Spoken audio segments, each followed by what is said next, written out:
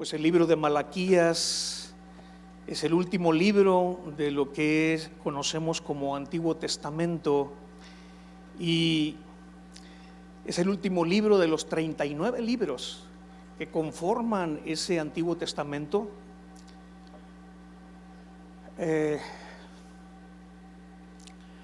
Malaquías es el último de los 17 profetas que hay, y después de Malaquías hay un periodo o un espacio de silencio por 400 años. Hay 400 años de silencio donde ya no se oye la voz profética, donde ya no se oye la voz de Dios a través de los profetas. Recuerden ustedes Hebreos capítulo 1, que nos dice que Dios les habló a nuestros padres, les dice ahí al pueblo, les habló a nuestros padres a través de los profetas. Y en el Antiguo Testamento se cierra con la profecía de Malaquías. Ese silencio de 400 años termina cuando aparece Juan el Bautista, un personaje que también Malaquías describe en su libro. Y con la llegada de Juan el Bautista se rompe ese silencio de 400 años, y es Juan el Bautista considerado el mayor de todos los profetas, así es como lo menciona Jesús, y es el que tiene el honor de preparar al pueblo de Israel para recibir a su Mesías, para recibir al Cristo, para recibir a Jesús. Malaquías, el nombre significa mi mensajero. Eso es lo que significa Malaquías. Y algunos piensan que a lo mejor el nombre de Malaquías, más que un nombre propio, pues es un apodo, como decir mi mensajero, mi interventor, mi promotor. Aquí le llama mi mensajero, pero si fuese el nombre Malaquías, pues este es el sentido que tiene. Es un profeta que trae un mensaje a la gente que está viviendo en Jerusalén. Más o menos Malaquías es contemporáneo de Nehemías. Poniendo el contexto del tiempo en el que Malaquías escribe esta profecía, estamos hablando más o menos como 450 años, 430 años antes de Jesucristo. Para ese entonces, la gente que estaba viviendo en Jerusalén es gente que había sido exiliada a Babilonia. Son de los que habían sido deportados a Babilonia. Pero tú recuerdas el último capítulo de Jeremías, menciona que Ciro, el rey de Persia, dio un decreto para que los judíos pudieran volver a Jerusalén. Y entonces, después de 70 años de estar cautivos en Babilonia, el pueblo de Israel vuelve a Jerusalén. Y cuando vuelven, pues Jerusalén está en ruinas. Recuerden que Nabucodonosor había destruido aquel primer templo que Salomón había edificado. Y dice ahí la escritura que quedó completamente en ruinas, quedó completamente destruido el templo, Jerusalén. Y la gente que regresa de Babilonia empiezan con la labor de reconstrucción. Y tú tienes ahí en los libros de Esdras, de Nehemías, que son libros que fueron escritos precisamente en esa época en la que se está reconstruyendo el templo y se están reconstruyendo la ciudad de Jerusalén, sus muros y todo eso.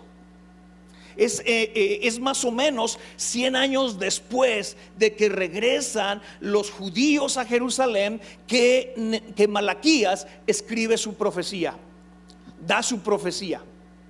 ¿Qué es lo que había pasado? Bueno, la gente que había regresado de la deportación a Jerusalén habían regresado muy animados de que volvían a su tierra, volvían a su nación, y venían con la esperanza de reedificar y reconstruir su templo, y así lo hacen. y vuelven otra vez a restituir todo el culto ceremonial que tenían antiguamente, los sacrificios y todo lo que la ley les mandaba. Y todo iba muy bien. Pero para la época de Malaquías, después de ese fervor, después de ese avivamiento con Esdras, con Nehemías, el pueblo de Israel viene a una apatía espiritual. Ese fuego o esa pasión que tuvieron al principio, cuando regresan a Jerusalén, ese fuego se estaba extinguiendo, se estaba apagando. Había un desgano, había un desánimo espiritual en la época de Malaquías. Ya no había el mismo fervor por las cosas de Dios. Y entonces es por eso que Dios escoge al profeta Malaquías para hablarle al pueblo. Por eso empieza el capítulo 1 diciendo allí: profecía de la palabra de Jehová contra Israel por medio de Malaquías. Así es como empieza el primer verso de este libro: profecía de la palabra de Jehová contra Israel. Fíjate, la palabra profecía, la palabra en el original también significa carga. Se traduce como profecía, pero también se traduce como carga. Porque en un sentido, para Dios y para el profeta había una carga de ver al pueblo en ese estado tan bajo en el que estaba el pueblo de Israel en cuanto al tema espiritual. Espiritualmente el pueblo de Israel no estaba bien, y eso cargaba el corazón de Dios y cargaba el corazón del profeta. Las cosas en Israel no estaban bien. No estaba bien su gobierno, no estaba bien los negocios, no estaba bien la economía, no estaba bien la religión.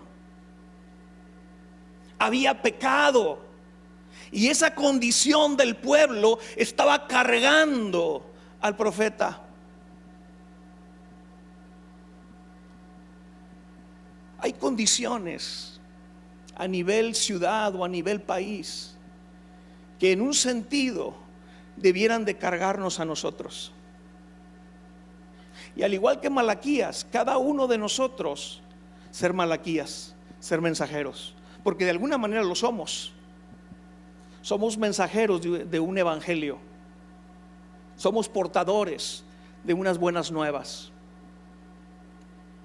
Y Malaquías se sentía cargado por ver la condición en que su nación estaba, por ver las situaciones familiares. ¿Sabes tú que Malaquías, dentro de, entiéndeme, este libro es una denuncia a los pecados del pueblo de Dios? Es como si Dios estuviera enojado con el pueblo de Israel. Lo estaba. Y por eso la manera en que está escrito Malaquías, el formato en el que está escrito, es como un debate, es como un cara a cara, es como Dios contra Israel. Y es un cara a cara donde el formato que se usa es de preguntas y respuestas. Nada más en este primer capítulo que vamos a estudiar el día de hoy hay 13 preguntas. 3 de ellas hechas por el pueblo de Israel a Dios. Y al ver esta condición, Malaquías está cargado por ver que el pueblo no reacciona, por ver la apatía de la gente a las cosas de Dios. Un problema que se manifestaba en el seno familiar, porque vamos a verlo más adelante, pero dentro de las cosas que Malaquías denuncia son los divorcios rampantes que había en el pueblo de Israel. Había problemas en el matrimonio, había problemas en el núcleo familiar. ¿Te suena eso?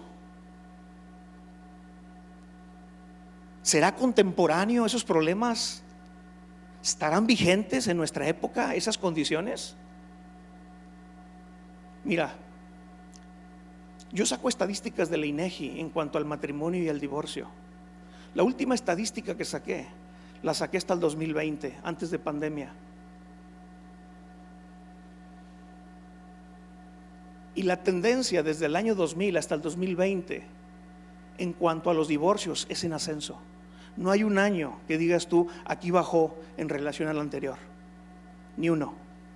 Todos los años, 2000, 2001, 2002, 2003, 2004, 2005, van para arriba hasta llegar al 2020. Va en ascenso. ¿Sí? Ni un año es menos que el anterior. Ni uno. Ni uno. Y en el 2020, Nuevo León era el estado número 1 en divorcios a nivel nacional. Por cada 100 matrimonios.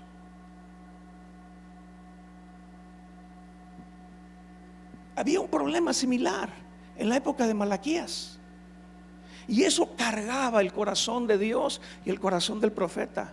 ¿Tú crees que Dios no está cargado con la situación que se está viviendo en las familias de Nuevo León?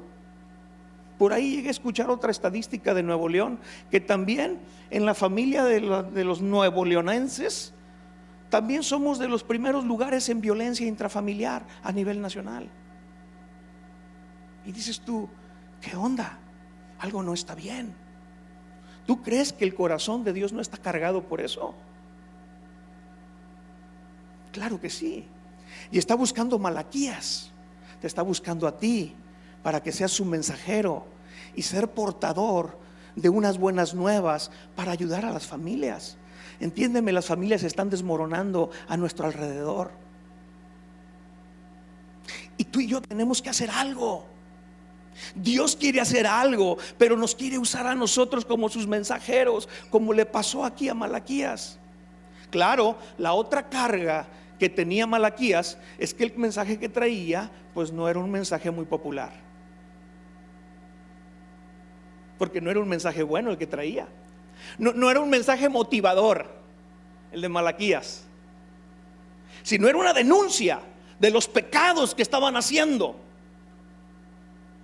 Y ese tipo de mensajes no son populares, porque son mensajes que incomodan, son mensajes que sacuden, son mensajes que irritan, son mensajes que dices, no, aquí nomás es pura condenación. Pero no es condenación. Es Dios hablando a través del profeta y denunciando las cosas malas que estaba haciendo el pueblo. Entonces, en ese sentido, también era una carga para Malaquías echarle en cara a su pueblo las cosas equivocadas que estaban haciendo. El pueblo no quería oír que estaban haciendo las cosas mal. A nadie le gusta que le digan que está haciendo las cosas mal. Entonces este tipo de mensajes eran incómodos. Y bueno, por eso es que empieza a decir profecía o carga de la palabra de Jehová contra Israel por medio de Malaquías. Versículo 2: yo os he amado, dice Jehová. Y dijisteis, ¿en qué nos amaste? Y esta es la primera pregunta que aparece aquí en el capítulo 1. Y fíjate, Dios empieza a decirle al pueblo, yo los he amado. Y mira el atrevimiento del pueblo, la manera sarcástica, burlona de responderle a Dios. ¿Ah, de veras nos has amado? Pues no se nota. Haz de cuenta que le están diciendo eso a Dios. Tú dices que nos amas, pero no se ve. Qué fuerte, ¿no? Qué fuerte contestarle a Dios de esa manera.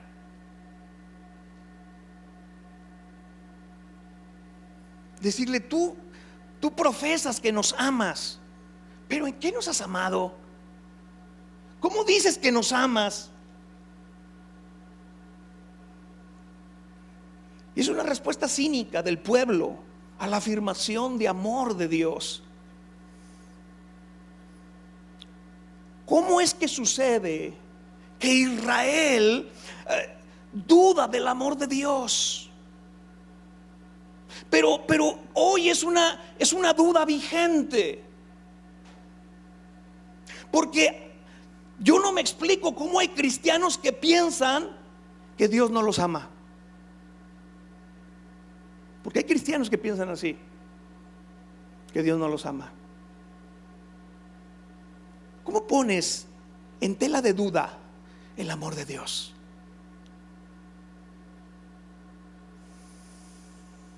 Pero Dios empieza con esta afirmación: yo los amo. ¿Y por qué empieza con esa afirmación? Porque Dios se da cuenta de una cosa. Dios ve que el pueblo de Israel están dudando de su amor.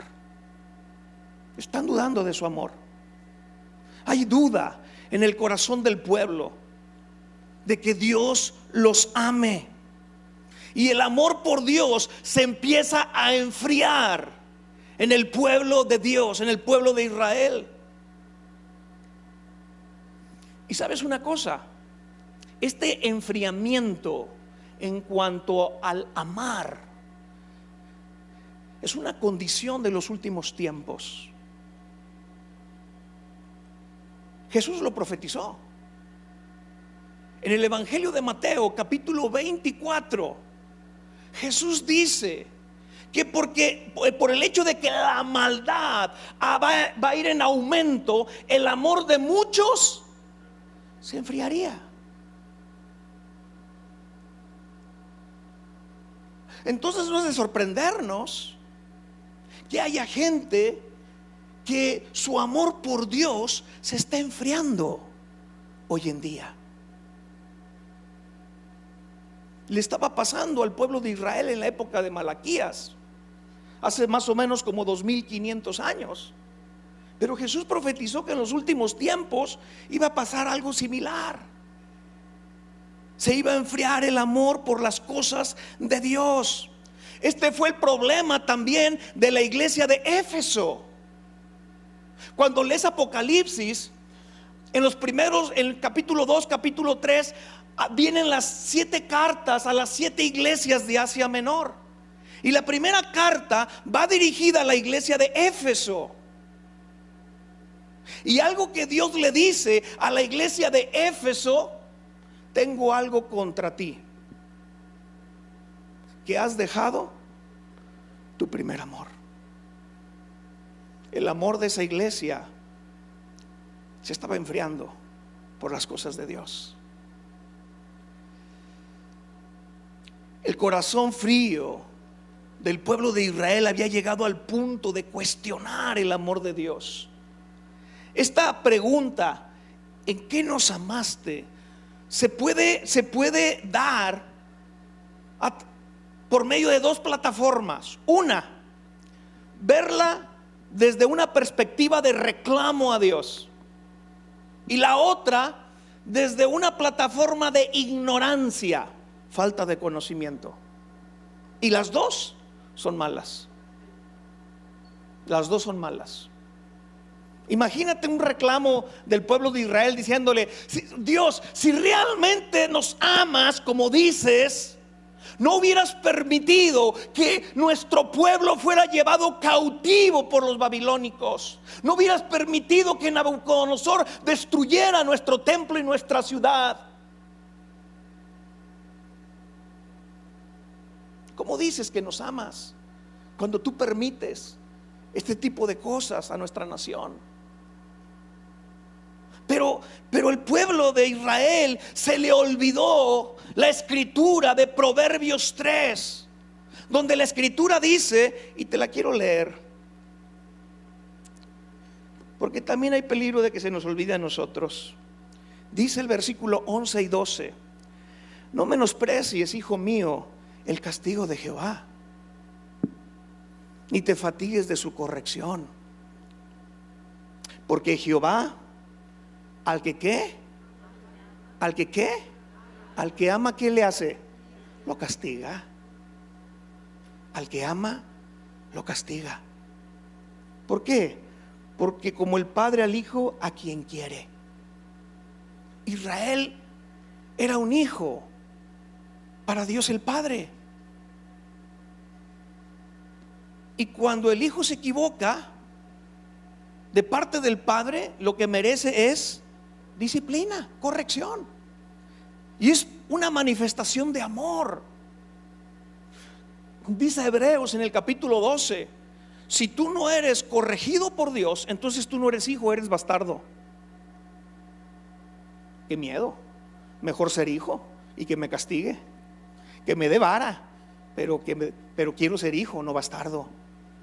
Y el pueblo de Israel fue castigado, entiéndeme, la vara fue Babilonia.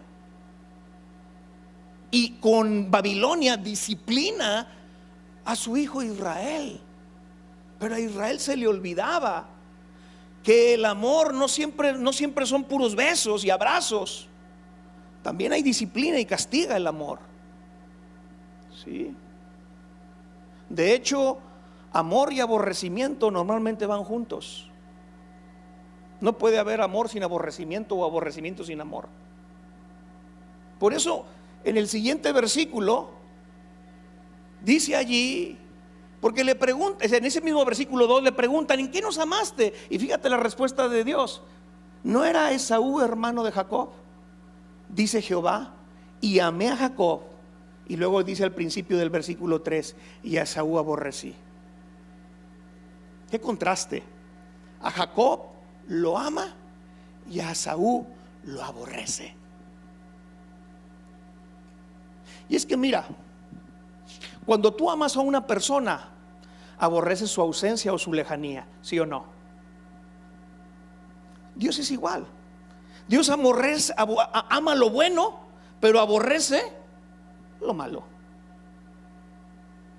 Y así es. Y aquí la gente está cuestionando a Dios por el hecho de que dices: es que tú dices que nos amas, pero la disciplina es una manifestación de amor, no es una manifestación de aborrecimiento o de odio. ¿No le decimos así a nuestros hijos cuando los disciplinamos? Mi hijo, te disciplino porque te amo. De niño, de hijo, no lo entiendes, porque cuando papá o mamá te están dando con la vara o con la chancla, pues sientes que te están odiando y no que te están amando. Pero finalmente lo que siempre les decimos a los hijos: me duele más a mí que a ti, hijo. Que tampoco los hijos lo entienden, pero es una realidad. El que Dios disciplinara a su pueblo era un dolor para él, más que para el pueblo. Y ese es el amor de Dios. Imagínate que el pueblo le dijera a Dios: Dios, si realmente nos amaras, no estaríamos en esta condición de pobreza, no estaríamos en esta situación difícil, no estaríamos tan oprimidos. Pero al pueblo de Israel se le olvidó la escritura de Deuteronomio 28, versículos 1 y 2, donde dice que las bendiciones de Dios están condicionadas a dos cosas. Número 1, oír la voz de Dios. Número 2, obedecerlo. No puede haber bendición si no hay esas condiciones, si no se cumplen con esos requisitos. El pueblo de Israel dejaba de oír a Dios y se volvía desobediente, pues había consecuencias. Y todo eso viene en el capítulo completo de Deuteronomio 28.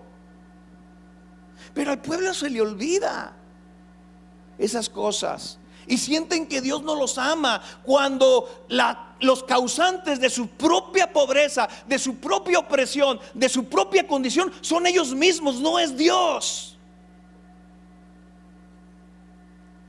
Es como cuando la gente dice: oye, si realmente Dios es amor y ama tanto al mundo como dice allí la palabra, ¿por qué permite la hambruna? ¿Por qué permite las guerras? ¿Por qué permite esto y el otro? Pero no se dan cuenta que no es Dios, es el mismo hombre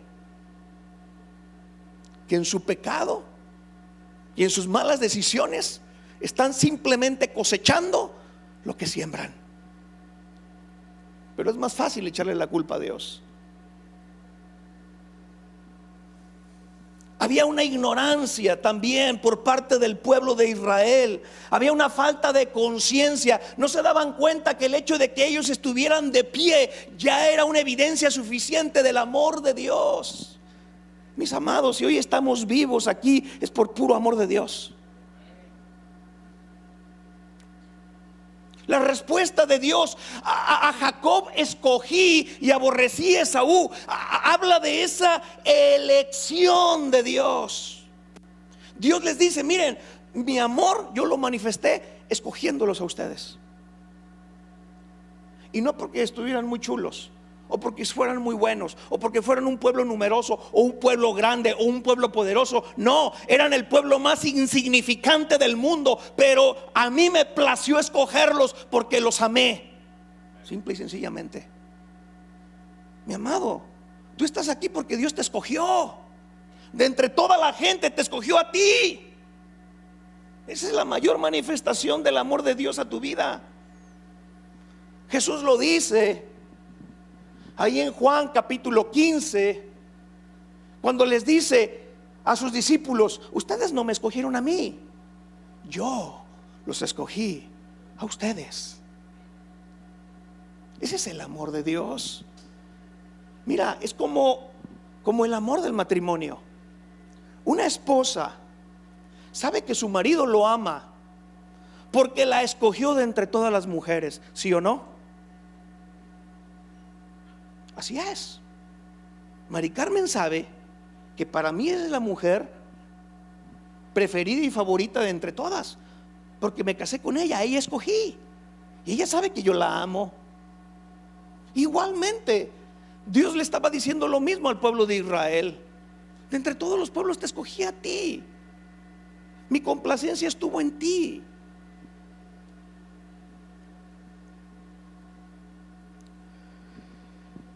Qué peligro es perder de vista el amor de Dios. Es muy, muy peligroso. Siendo las cosas de esta manera, pues era de esperarse que el amor del pueblo de Israel por Dios se empezara a enfriar. Cuando el amor de Dios se empieza a enfriar, es de esperar también, al paso del tiempo, una desobediencia a la palabra de Dios. Porque Jesús, en Juan capítulo 14, Él dice que una de las evidencias de que realmente lo amamos es obedecer sus mandamientos. ¿Tú quieres demostrarle que le amas? Obedece sus mandamientos. Pero cuando el amor por las cosas de Dios se enfría, uno empieza a ser desobediente a la palabra de Dios. Uno empieza a desobedecer los mandamientos. Jesús dijo: el que tiene mis mandamientos y los guarda, ese es el que me ama. La falta de amor por Dios detona todos los demás pecados. Por eso cuando le preguntaron a Jesús: ¿cuál es el mandamiento más importante? No el primero, sino el más importante. Porque el primero, ya nos dijo Enrique Bremer, es oír la palabra de Dios. Pero el más importante es el amor a Dios. Y ese mandamiento más importante, en ese estaba fallando el pueblo de Israel. Y al fallar en ese, fallaban en todos los demás. Porque ese amor, ese mandamiento de amar, dice Jesús, de él pende toda la ley y todos los profetas, todas las escrituras. Con el mandamiento del amor se cumple la ley, decía el apóstol Pablo. Y al igual, cuando tú fallas en ese mandamiento, en automático vas a fallar en todos los demás. Es cuestión de tiempo para que se empiece a manifestar. La respuesta de Dios es un hecho histórico. Dios elige a Jacob sobre Esaú. Si quieres tú leer la historia de Esaú y Jacob, pues son dos hermanos mellizos, no son gemelos idénticos, hijos de Rebeca y de Isaac, niños milagro, porque Rebeca no podía embarazarse. Y, y el primogénito y el primero en nacer fue Esaú, y el segundo fue Jacob. Pero desde antes de que ellos nacieran, Dios eligió a Jacob sobre Esaú. Y es una elección divina. ¿Por qué razón Dios escogió a Jacob y no a Esaú? Nomás Dios lo sabe. Y no tenemos que andarnos nosotros quebrando la cabeza por qué sí, por qué no. ¿Sí? Hay muchas cosas de Dios que no vamos a entender, pero el hecho de que no entiendas cosas de Dios no significa que no las disfrutes. Es como el aire acondicionado. O sea, tú no sabes cómo jala el aire acondicionado. Tú nomás sabes que le prendes y te echa aire frío y te quita el calor. El hecho de que no sepas cómo funciona el aire acondicionado no implica que no puedas disfrutarlo. Igual es Dios. Entonces el amor, la gracia de Dios, su elección divina, pues a veces son conceptos teológicos en los cuales perdemos mucho tiempo en debates. Cuando Dios no quiere que tengas una cabeza grande, lo que quiere es que disfrutes sus bendiciones, su amor y su gracia. Si Él te eligió, dale gloria a Dios. Dale gracias a Dios. Siéntete privilegiado. La respuesta de Dios es un hecho histórico. El amor de Dios por Israel se manifiesta en que, mira, ahí empieza a decir la escritura: a Saúl aborrecí y convertí sus montes en desolación y abandoné su heredad para los chacales del desierto. Dice el versículo 4. Cuando Edom vienen siendo los descendientes de Saúl, se les llamó edomitas. Entonces, cuando está hablando aquí de Jacob y de Esaú, realmente está hablando del pueblo de Israel, que son los descendientes de Jacob, y está hablando del pueblo edomita, que son los descendientes de Esaú.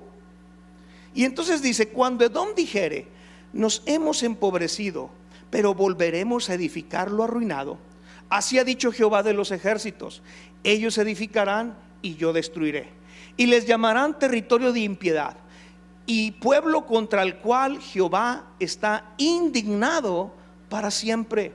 Y dice el versículo 5: y vuestros ojos lo verán y diréis: sea Jehová engrandecido más allá de los límites de Israel. Fíjate, Dios manifiesta el amor al pueblo de Israel en este contraste que está haciendo aquí con el pueblo edomita. Fíjate, tanto Edom como Israel, los dos pueblos fueron castigados por parte de Dios por sus pecados. Y el castigo fue Babilonia. Babilonia conquistó a Israel, Babilonia conquistó a los edomitas, a los dos. Pero tú ves una diferencia en cuanto a su destino. El destino de Israel fue una restauración, un volver a empezar. Dios les da la oportunidad de resurgir otra vez como nación. Pero el pueblo edomita, hasta la fecha, es un pueblo que jamás se volvió a levantar. Quedó destruido para siempre. Por eso dice el versículo 4: pueblo contra el cual Jehová está indignado para siempre. Es una palabra muy fuerte. Está hablando de que Dios, la indignación de Dios fue para siempre contra el pueblo. Qué peligro que Dios esté indignado contra alguien para siempre. Dios nos libre de eso. Pero con el pueblo de Israel fue al contrario. Dios manifiesta el amor a Israel, no en que no se enoje, porque Dios se enoja contra el pueblo de Israel, castiga al pueblo de Israel, pero el enojo de Dios dura poco. El enojo de Dios no es para siempre, es por un momento nada más. Y lo dice ahí en Isaías 54, versículos del 7 al 8, que fue por un momento nada más. Porque ese es el amor de Dios para nosotros. ¿Pecas? Claro que se va a enojar Dios contigo. Claro que se va a molestar contigo. ¿Andas mal? Te va a corregir, te va a disciplinar, te va a castigar. Pero su enojo no es para siempre para contigo. No es un enojo para destruirte, sino es un enojo para corregirte, para enderezarte, para que vuelvas a sus caminos. Cuando nosotros disciplinamos a nuestros hijos, no es para matarlos, no es para destruirlos. Aunque algunos padres sí disciplinan de esa manera, y está mal, porque descargan su ira y su enojo contra sus hijos, y en vez de ayudarlos, los perjudican. Y hay que saber disciplinar de acuerdo a la palabra, de tal manera que nuestra disciplina a nuestros hijos lo que busca es que ellos no vuelvan a cometer los errores que cometieron, sino que les vaya bien. Versículo 6 dice: el hijo honra al padre y el siervo a su señor. Fíjate, el hijo honra al padre y el siervo a su señor. Claro, esto es de esperarse. El hijo le debe al padre honra, obediencia, y el esclavo le debe lo mismo a quien es su señor o su amo. ¿Sí? Ahora, Dios dice: si pues soy yo padre, ¿dónde está mi honra? Y si soy señor, ¿dónde está mi temor? Dice Jehová de los ejércitos. ¿Sí? Y mira, estos dos títulos, Padre y Señor, son dos títulos de Dios. Ahora, Él pregunta: si yo soy papá y yo soy Señor, y Él es el Padre de padres y Él es el Señor de señores, ¿dónde está mi honra? La palabra honra que se pone allí es la palabra kabat en hebreo. ¿Y sabes lo que significa la palabra kabat? Significa algo que pesa, algo de peso. ¿Sí? Y mira, el título de Padre y de Señor que tiene nuestro Dios debería de pesar en el corazón del creyente, del cristiano. Deberían ser títulos de peso. Deberían de significar algo. Algo que tiene peso es algo que tiene substancia. Pero a veces el título de Padre o Señor que se le da a Dios por parte de algunos creyentes está hueco. No pesa. Es como si nada.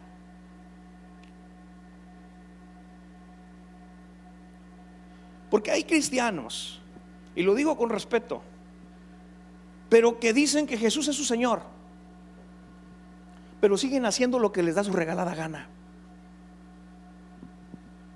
No hacen lo que Dios les dice, no obedecen lo que Jesús les implica.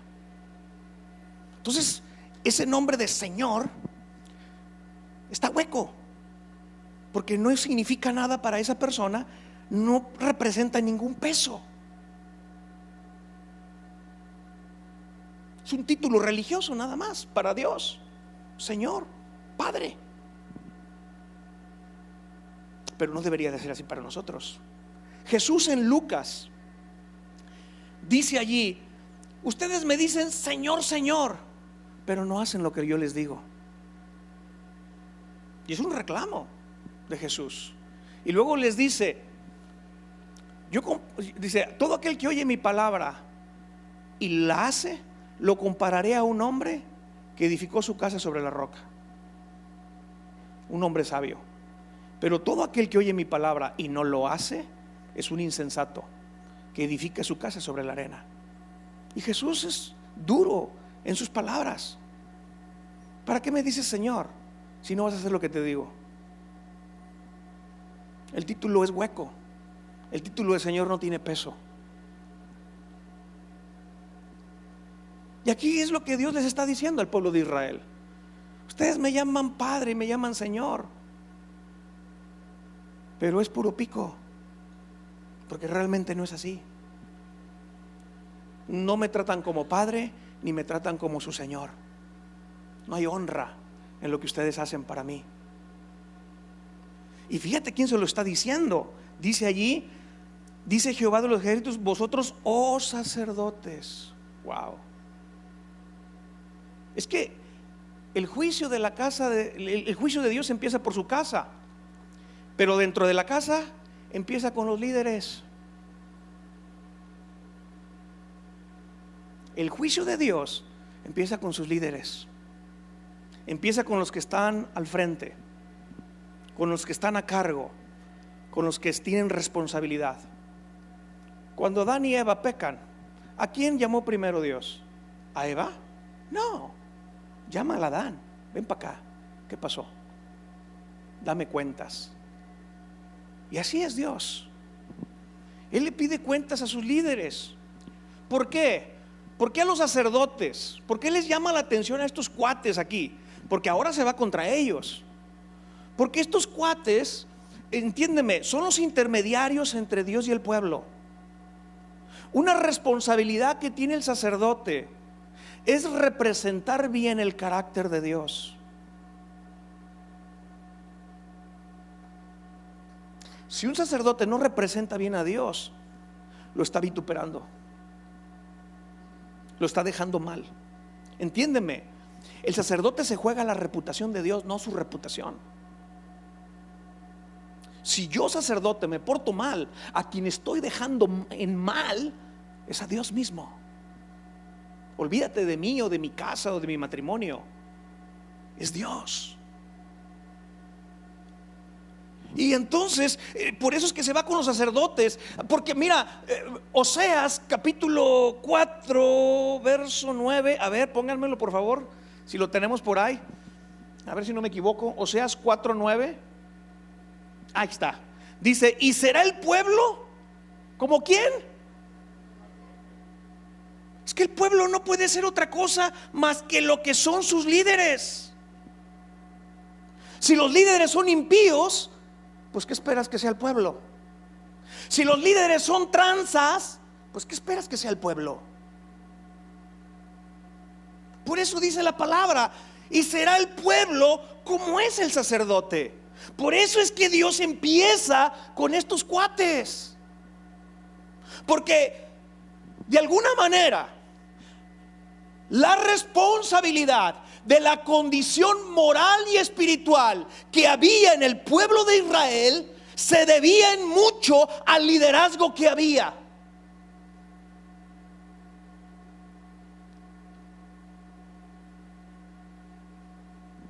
Si en una casa hay un terrible desorden, pues los responsables son papá y mamá, que son los líderes de la casa. De alguna manera, si los hijos andan por la calle de la amargura, es porque, pues de alguna manera, los padres no han hecho lo que tienen que hacer.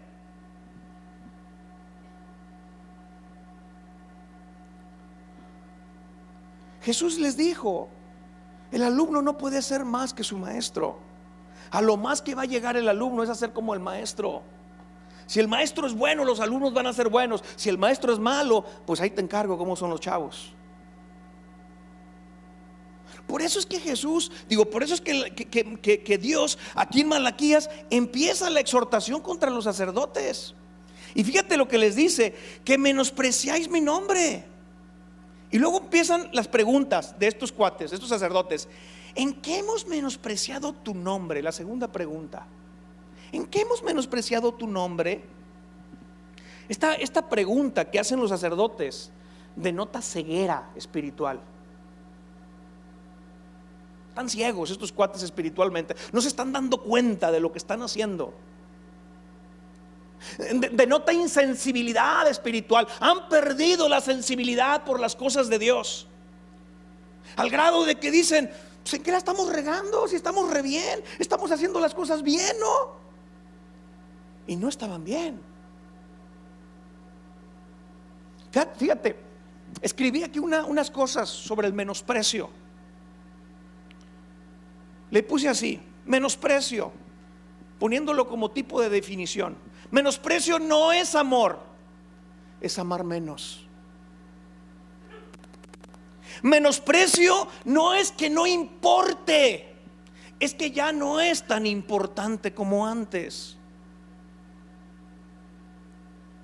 Menosprecio no es que no tenga valor, sino es que ya no vale lo mismo. Y entonces el menosprecio habla de un deterioro sutil. Es una bajada muy suave que no se percibe. Es una caída que no se siente, como para prender las luces de alarma. Si no es algo tan sutil, tan suave, tan despacito, que no se siente. Pero cuando tú lees Apocalipsis, el capítulo 2, el versículo 4, cuando le dice a la iglesia de Éfeso: pero tengo contra ti que has dejado tu primer amor. Y luego fíjate lo que dice el 5: recuerda por tanto, ¿de dónde qué? ¿De dónde caíste? Recuerda de dónde has caído. Fíjate, el enfriarse, el menosprecio, el amar a Dios menos, es una caída, dice la Biblia. Es un resbalonzote que te tumbó. Estás en el piso cuando hay un deterioro en cuanto a tu amor y afecto por las cosas de Dios.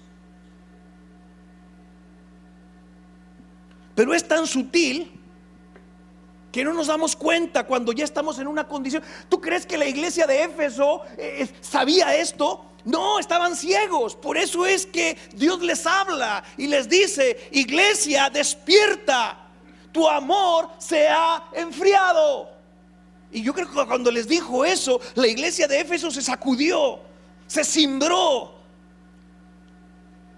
porque ellos no pensaban que habían llegado a esa condición. ¿Cómo es que en un matrimonio de repente llega uno de los dos a una consejería y dicen: es que ya no lo amo o ya no la amo? Y tú dices: ¿en qué momento dejaste de amar a tu cónyuge? Aquella persona a la cual tú le prometiste en el altar que le ibas a amar hasta que la muerte los separara. Pero si eso pasa con gente que podemos tocar, palpar, hablar, ver, pues ¿cuánto más con Dios? Y entonces había una ceguera de taller por parte de estos sacerdotes. Ceguera de taller se le llama a cuando en tu área de trabajo hay cosas que son peligrosas, hay cosas que están mal, pero ya estás tan acostumbrado a que las cosas sean así, que para ti es normal. Y como ya lo ves como normal, pues así lo dejas. Está el pozo donde te puedes caer, pero pues así ha estado siempre, pues nomás le das la vuelta o lo brincas. Y dice el dicho que hasta que no se ahoga el niño, se tapa el pozo. Hasta que no pasa una desgracia, entonces andamos haciendo. Demasiado tarde. Ceguera de taller. No te diste cuenta de los problemas que había, y ahí están las consecuencias. Había una ceguera de taller en estos sacerdotes que no veían que su servicio y adoración a Dios se había convertido en pecado para Dios. ¡Qué sorpresa! ¡Qué susto! Un sacerdote que lo que hace es servir a Dios, adorar a Dios, ser intermediario entre Dios y el pueblo. De repente se le dice, el profeta Malaquías les dice: su servicio y su adoración a Dios es pecado. Híjole, hermano, qué miedo, qué susto. La primera vez que se menciona la palabra menosprecio en la Biblia es ahí en Génesis capítulo 25, cuando dice la escritura que Esaú despreció su primogenitura. Hubo un desprecio. Ahora, el menosprecio sacerdotal no es nuevo. Cuando tú vas al primer libro de Samuel, capítulo 2, dice ahí la escritura que el sacerdote Elí y sus dos hijos, que eran impíos, así empieza diciendo el capítulo 2, que eran impíos esos dos hombres, Ofni y Finés. Ese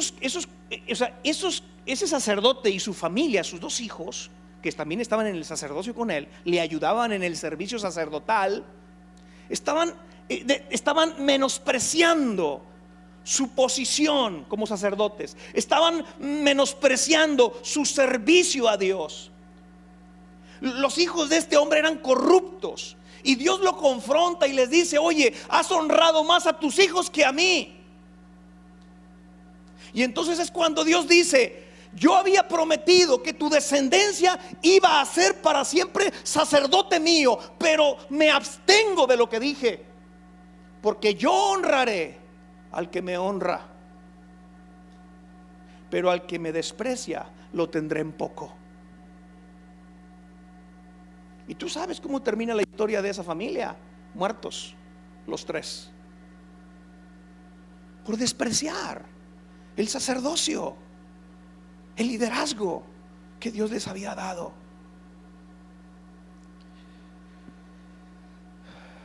¿Cuál es la respuesta de Dios a este cuestionamiento? ¿En qué te hemos menospreciado?, le preguntan estos sacerdotes.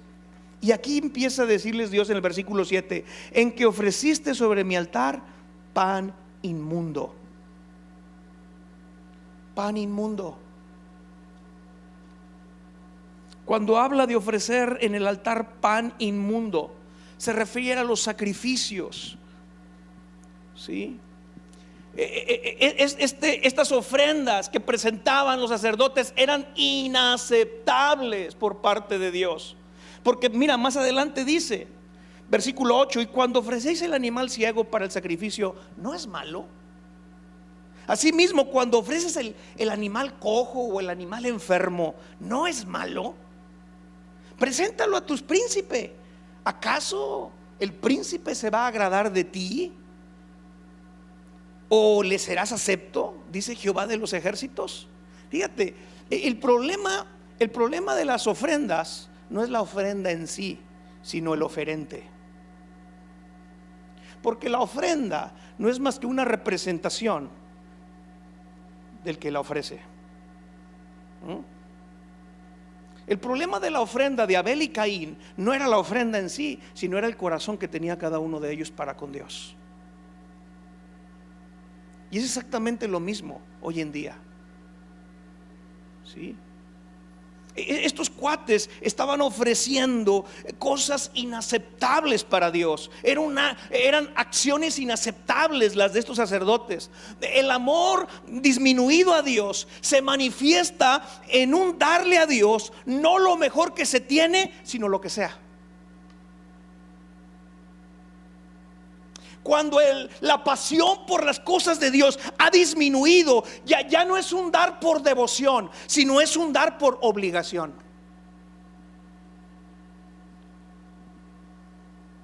Ya no es un dar del corazón, es un dar por religión, simple y sencillamente.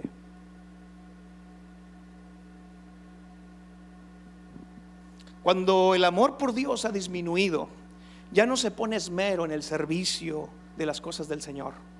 El trabajo se hace al ahí se va o a como salga. Ya no hay un entusiasmo en servir o trabajar para el Señor, sino en cambio hay un desgano. Como que ya no, esto ya no es para mí. ¿Por qué las ofrendas eran inaceptables para Dios? Por 3 razones. Número 1, porque era una desobediencia flagrante a la palabra de Dios. Cuando tú lees Levíticos capítulo 22 o Deuteronomio capítulo 15, allí vienen estipuladas el tipo de ofrendas que se debían de ofrecer. Y dentro de las características que Dios exige es que deberían ser animales limpios, puros, sanos, en buen estado. Y estos estaban ofreciendo animales enfermos, animales ciegos, animales defectuosos, animales chuecos, animales cojos. Es lo que estaban ofreciéndole a Dios. En vez de ofrecerle lo mejor, le estaban ofreciendo lo peor. Dios había establecido la forma de servirle y de adorarle, pero la gente de Israel y sus líderes en la época de Malaquías estaban sirviendo y adorando a Dios a como les venía en gana. No a la manera de Dios, sino a su manera. ¿Por qué Dios no aceptaba ese tipo de ofrendas? La segunda razón es porque Dios es santo. Y estos sacerdotes habían, ¿cómo lo digo? Tenían un concepto pobre de quién era Dios. Y cuando tú tienes un concepto pobre de quién es Dios, tú no adoras como debes de adorar, tú no sirves como debes de servir. Es tan importante tener un concepto correcto de quién es Dios, porque hay cristianos que han hecho a Dios a su manera, y el concepto que tienen de Dios es un invento y una fabricación personal de un Dios que no es bíblico. Y cuando tú te fabricas tu propio Dios, entonces tú lo adoras a como te da la gana, a como tú quieres, a como tú quieras servirle. Pero cuando tenemos una revelación de quién es este Dios, de que Dios es un Dios santo, santo, santo, 3 veces santo, de que es un Dios majestuoso, que es el Altísimo, que es el Creador, que es el sustentador. Cuando tú tienes un concepto correcto de Dios, tu adoración cambia completamente, y tu servicio y tu devoción y tu pasión por Él también. Estos sacerdotes y el pueblo de Israel de la época de Malaquías les daba igual lo que le ofrecían a Dios, cualquier sacrificio, cualquier animal. Porque hay gente que tiene a Dios como Diosito, y así hasta le dicen, ay Diosito, como si fuera algo chiquito, como si fuera algo, cualquier cosa. No, Dios no se conforma con lo menos. Dios lo exige todo, lo pide todo. Dios no solamente quiere tus ofrendas, te quiere a ti. Y te quiere completo, al 100.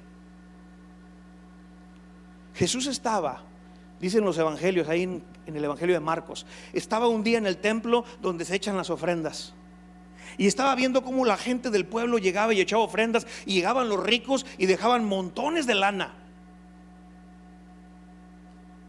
Pero luego llegó una viejita, una ancianita, una viuda, y lo que pudo echar en las ofrendas son 2 monedas, 2 blancas.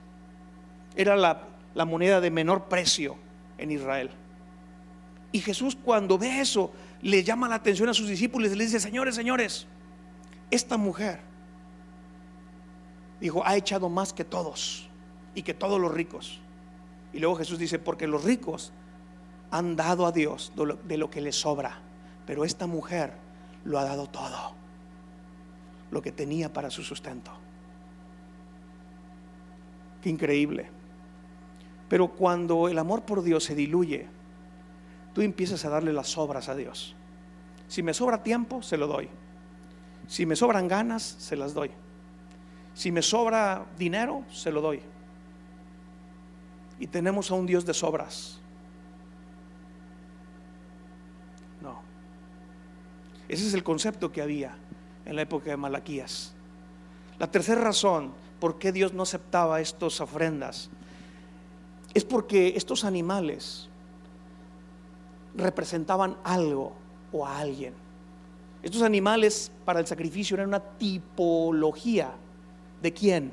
Una tipología de Cristo, el Cordero de Dios que quita el pecado del mundo. Cuando un judío ofrendaba a Dios lo mejor que tenía, era un acto profético de lo que Dios iba a darle al mundo.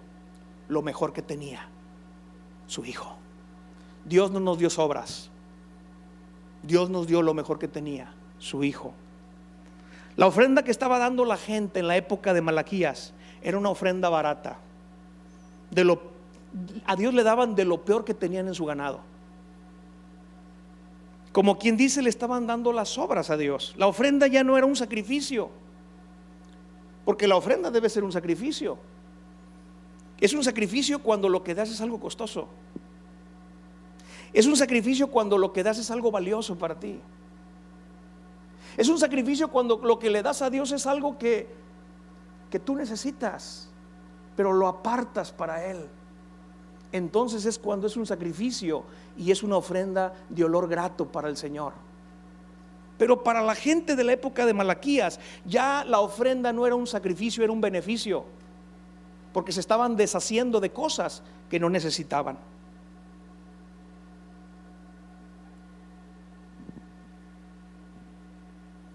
Una ofrenda aceptable lleva estos 3 ingredientes. Número 1, una obediencia a la palabra de Dios. Número 2, un concepto correcto de la persona de Dios. Y número 3, una representación acorde con el Hijo de Dios.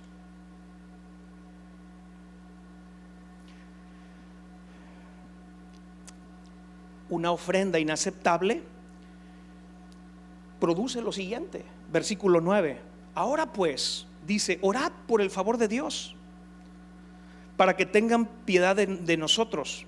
Pero ¿cómo podéis agradarle si hacéis estas cosas? Dice Jehová de los ejércitos.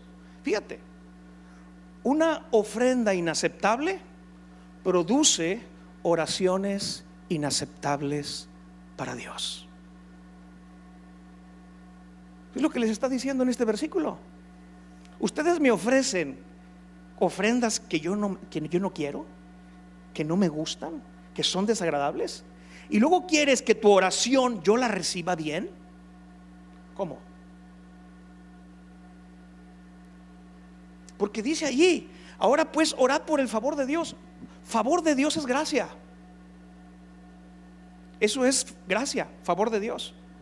Dios les estaba diciendo, ustedes quieren mi gracia, pero ustedes no dan de gracia. No se vale. Ofrendas inaceptables produce oraciones inaceptables. Versículo número 10. ¿Quién también hay de vosotros que cierre las puertas o alumbre mi altar de balde? Yo no tengo complacencia en vosotros, dice Jehová de los ejércitos, ni de vuestra mano aceptaré ofrenda. Lo que está diciendo Dios es, prefiero que se cierren las puertas de mi templo a que me presenten ofrendas deshonrosas, inaceptables, pueriles, contaminadas, impuras. Es lo que está diciendo Dios. Las ofrendas inaceptables producen reuniones inaceptables. Dios dice, estoy hastiado de sus fiestas, estoy hastiado de sus reuniones, porque todo lo que hacen es pura faramaya. Realmente no me aman. Dicen que me aman, pero su amor es de pico, porque su corazón está muy lejos de mí. Y él prefería mejor que se cerraran las reuniones a que se presentaran de esa manera tan indigna, tan apática, y que trataran su presencia con ese desdén, con ese desprecio. Y eso es lo que les está diciendo Dios aquí, y es muy fuerte lo que les está diciendo. Y luego el versículo 11, porque desde donde el sol nace hasta donde se pone, es grande mi nombre entre las naciones, y en todo lugar se ofrece a mi nombre incienso y ofrenda limpia, porque grande es mi nombre entre las naciones, dice Jehová de los ejércitos. Esta es una palabra profética de cómo en un futuro todas las naciones del mundo adorarían a Dios, y de una manera correcta. Este versículo nos enseña otra cosa. Ofrendas inaceptables producen sustitutos aceptables. ¿Qué quiero decir con esto? Que si tú y yo no adoramos a Dios y lo servimos de todo corazón, Dios va a buscarse a otros que sí lo hagan, y a nosotros nos va a hacer a un lado, una sustitución por no hacer lo que tenemos que hacer. Dios había escogido al pueblo de Israel para presentarlo ante el mundo, manifestarlo ante el mundo, pero no lo hicieron.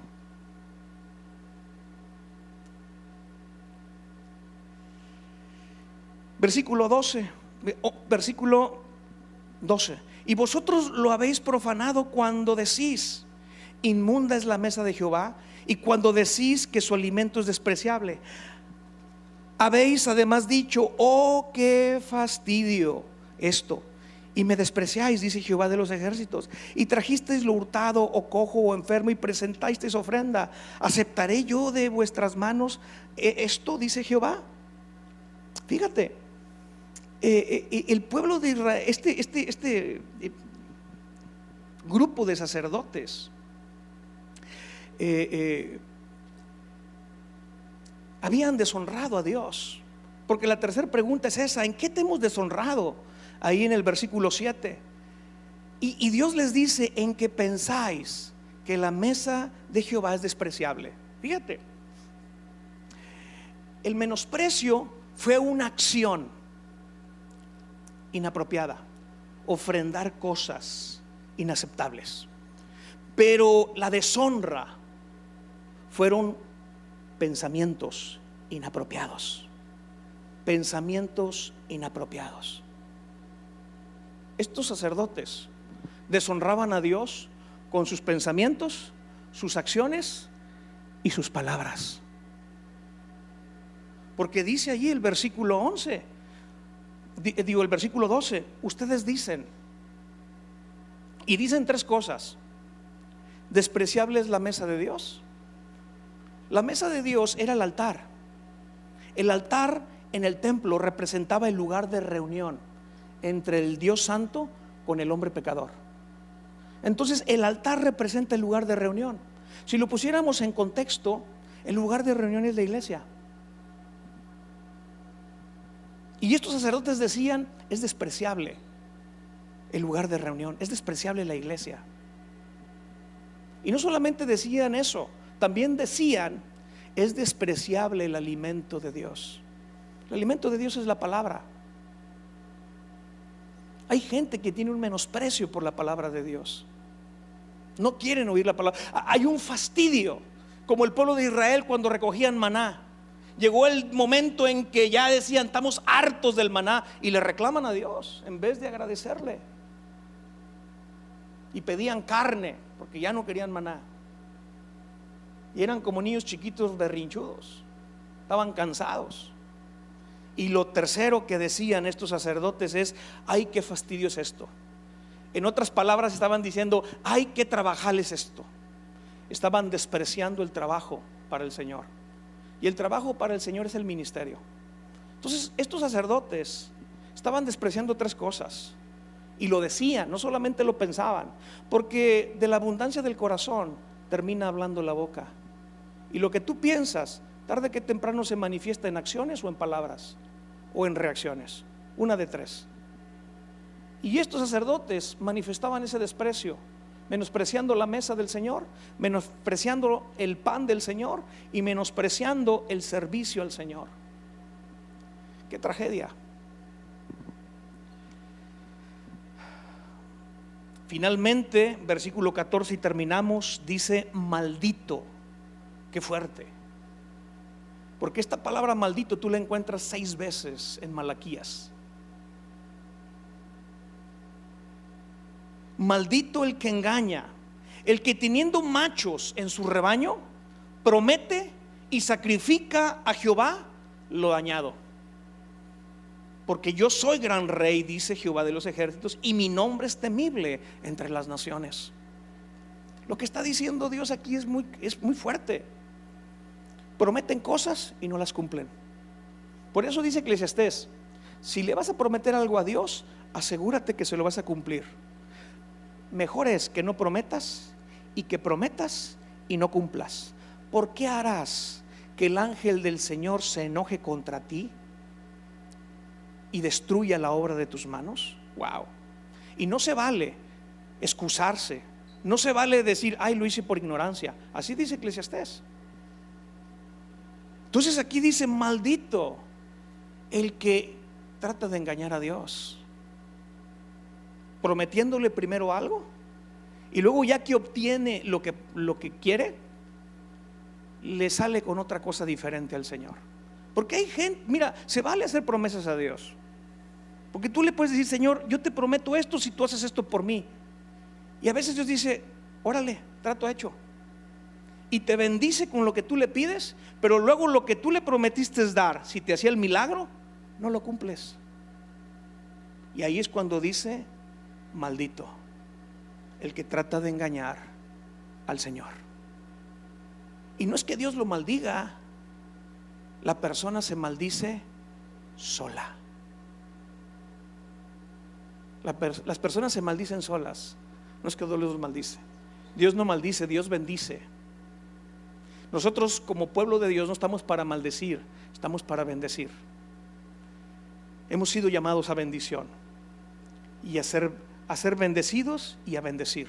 Esa fue la promesa que Dios le dio a Abraham, Génesis capítulo 12. Te bendeciré y serás bendición a todas las naciones del mundo. Y sigue siendo vigente esa promesa para nosotros como pueblo de Dios y como hijos de Abraham por la fe. Entonces terminamos este capítulo donde vemos nosotros esta exhortación fuerte que le está haciendo el Señor a estos sacerdotes y al pueblo de Israel.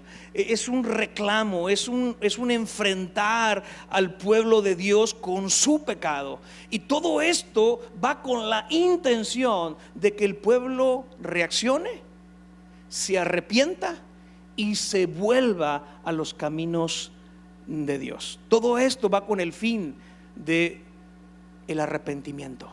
Entonces vamos a terminar orando. Les invito a que me acompañen a orar. Cierren ahí por un momento sus ojos. Y Padre, en el nombre de Jesús, te decimos gracias por tu palabra. Y sobre todo, Señor, te decimos gracias por tu amor. Señor, porque tú has manifestado tu amor hacia nosotros y es evidente. Y la mayor prueba de ese amor ya no es una elección, sino una donación que tú hiciste. Porque dices en tu palabra que de tal manera amaste al mundo que diste a tu Hijo unigénito, para que todo aquel que en él crea no se pierda, mas tenga vida eterna. Señor, te decimos gracias, porque para nosotros es evidente tu amor. Gracias, Padre. Ayúdanos, Señor, a ser como Malaquías, mensajeros y portadores de este mensaje de amor a un mundo que no te conoce, a un mundo que está en tinieblas. Señor, ayúdanos. Pon esa carga en nosotros como se la pusiste a Malaquías, una carga de ver la condición de la sociedad donde él vivía, de ver las familias que se estaban destruyendo, se estaban desmoronando. Padre, en el nombre de Jesús, ayúdanos, Señor, a ser portadores de estas buenas nuevas. Úsanos a nosotros, Señor, para llevar este mensaje de esperanza y de salvación. Y Padre, líbranos de ser indolentes contigo, de descuidar nuestro servicio a ti, de nuestra adoración a ti. Padre, líbranos de caer en lo que los sacerdotes de la época de Malaquías cayeron, en menospreciar tu nombre, en deshonrar tus cosas. Padre, líbranos. Señor, te decimos en esta noche perdón si nuestro amor y nuestra pasión por ti se han diluido. Perdónanos, Señor. Si es así, Señor, llámanos la atención, como lo hiciste a la iglesia de Éfeso, que les dijiste: tengo contra ustedes una sola cosa, han dejado su primer amor. Pero, Señor, te decimos gracias, porque cuando nos llamas la atención es para nosotros corregir nuestro rumbo. Cuando tú nos regañas, Señor, es porque te importamos y es porque nos amas y somos tus hijos. Y tú como Padre quieres lo mejor para cada uno de nosotros. Señor, perdónanos si hemos fallado y ayúdanos, Señor, a corregir lo deficiente en nuestro servicio y en nuestra adoración y en nuestro dar a ti, Padre. Te damos gracias en esta noche, en el nombre de nuestro Señor Jesucristo. Amén y amén. Muy bien, pues Dios les bendiga. Y la ofrenda, bueno, sí, aquí están, ya me llamaron. La ofrenda, siéntanse en libertad de traer su ofrenda. Si la traen, sus diezmos, los pueden dejar aquí. Y perdón por la tardanza, se me fue el reloj, les prometo que la siguiente no. Bueno, nos vemos el próximo miércoles para seguir con el estudio de Malaquías.